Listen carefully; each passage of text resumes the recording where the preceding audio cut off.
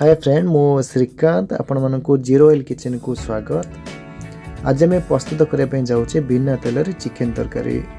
Okay ये आम सुखिला मसला पकई ने काटी रखी पियाज पकई ने देखो ये ऑयल ना ओनली पानी आम ये देले राइट।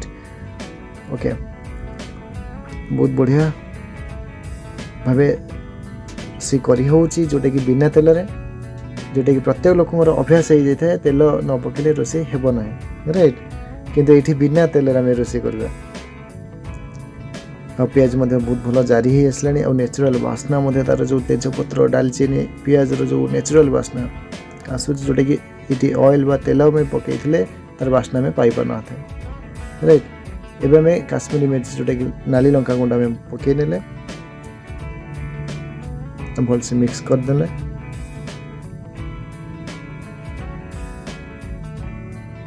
ये अदा रसुण छेचा आम दबा कौन सी ग्राइंडिंग रे आम बाटी दबा ना छेचा दबा बहुत बढ़िया टेस्ट आसी थाए।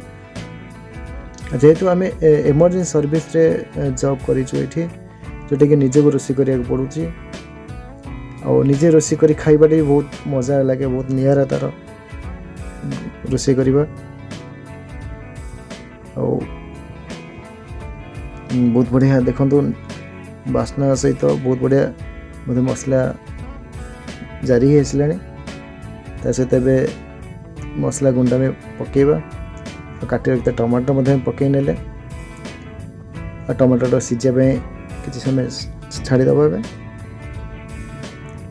चिकेन मसला भी पकई ने जीरा गुंड पकईले सहित आम धनिया गुंड पकई ने आउटे सीझापी आम छाड़ीदे किसी समय लेटा घोड़ी नवा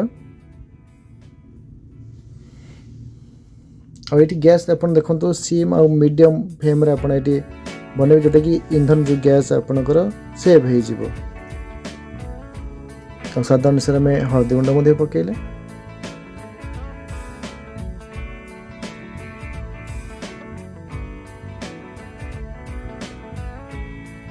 और यही टाइप रोषे करवा बहुत भल लगे कहीं स्मूथली सबकि हो पारे। ऑयल आम शरीर तो बहुत खराब आप जानी थे कोलेस्ट्रॉल बढ़ी थाए। ओके मसला बहुत भल कषि आसला एवं काटी रखी जो चिकेन एवं पकई ने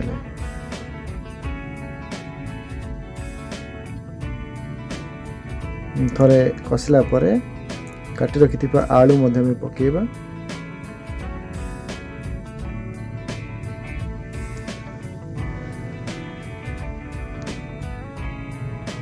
ये में कंचा आलू पकेले जोटा कि तेल में भाजिने सेमती में आलू छाड़ीदे